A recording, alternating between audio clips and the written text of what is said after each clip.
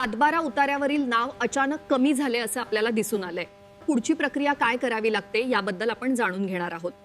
गेल्या महिन्यामध्ये उतारा काढलेला होता, त्यावर आमची नावं होती.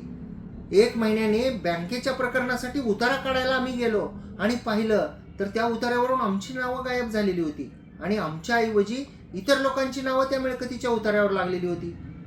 आम्हाला माहीतच नव्हतं.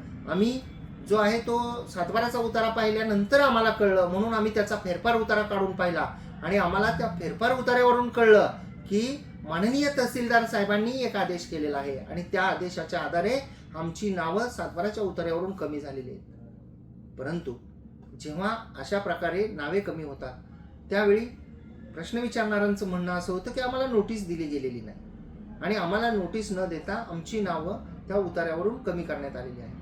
तर नोटीस न देता माननीय तहसीलदार साहेब किंवा माननीय महसूल अधिकारी साहेब हे त्या ठिकाणची नावं कमी करू शकतात का? ती कोण